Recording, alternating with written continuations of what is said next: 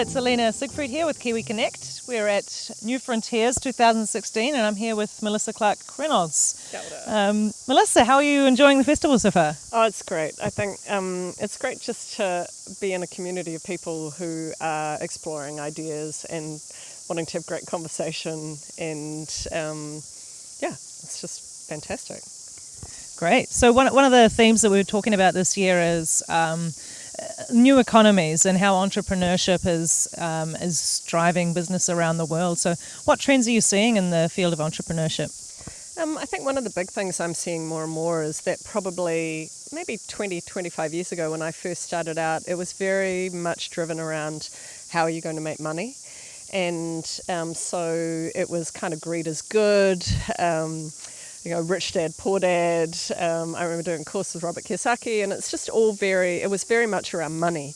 Whereas I believe now what I'm seeing is much more people looking at how can I solve the really, really big problems in this world?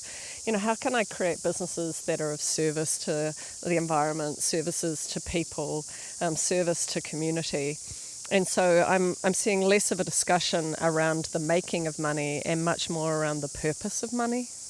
That's a really great framing, is around the purpose of money. Yeah. I mean, obviously with business, money needs to be involved. So we're seeing some models of social enterprise, other forms of entrepreneurship. Have you got any comments around, I guess, the way we structure companies? Yeah, I think, at the moment I'm seeing quite a few incubators that almost assume, say, social impact or, B Corps, or they're creating the form first.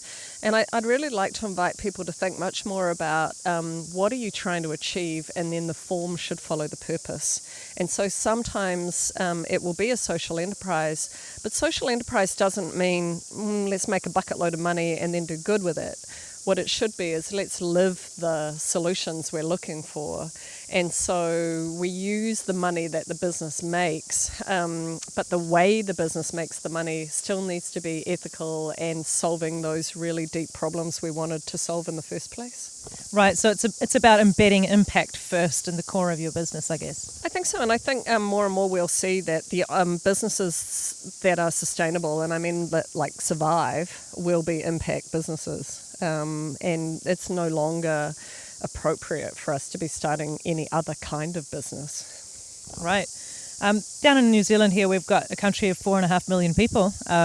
We've got some amazing businesses, impact-orientated businesses here, but that's pretty limiting, I guess, with the amount of people we have here. Do you think we'll see more international cooperation in an increasingly globalised world?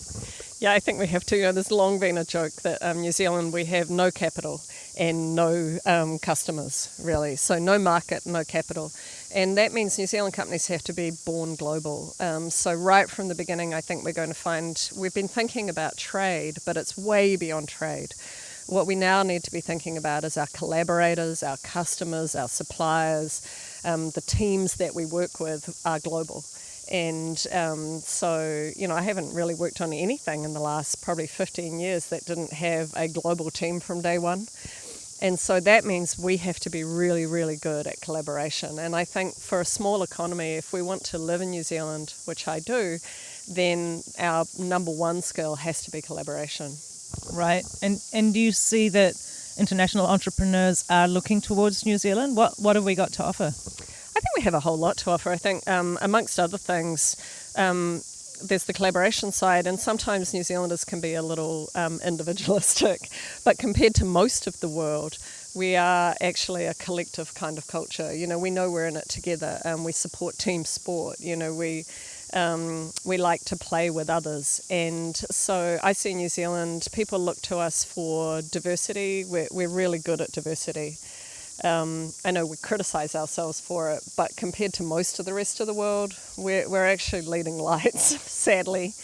I think New Zealanders, so we bring diversity to the table, we bring a can-do attitude, which everyone knows. That lack of capital constrains us in a good way, I think, because it makes us inventive. And so I think we have a lot to offer the world. I was joking earlier before we did the film that we're the Scandies of the South. And what I mean by that is, we're very similar to those Scandinavian countries where we're egalitarian. Men and women can be friends in New Zealand, And that shouldn't be a revelation, but in many cultures, men and women are not friends. They can know each other or they can have a romantic relationship. But true friendship is deeply embedded in New Zealand culture between men and women without the romantic or sexual connotations. And I think that enables us to open a lot of potential.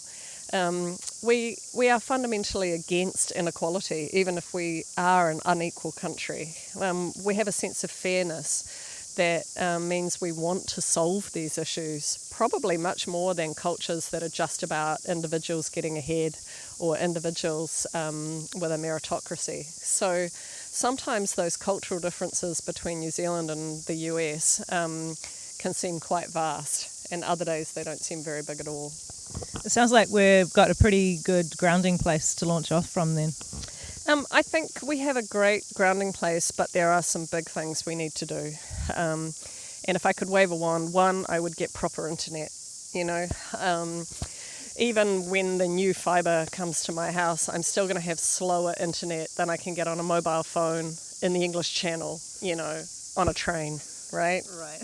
So we need internet if we're going to be globally able to export our ideas and not just our milk, right? So one. Two is we need to be educating our children for a global economy, and that means multilingual. And we still have a lot of New Zealand kids who only speak one language, and we have to speak at least two, Māori and English, and then a third one, some international language. Three, we suddenly have this focus on STEM, but if we don't train our kids in the arts, and if we don't train them in social sciences as well, our science is meaningless to us.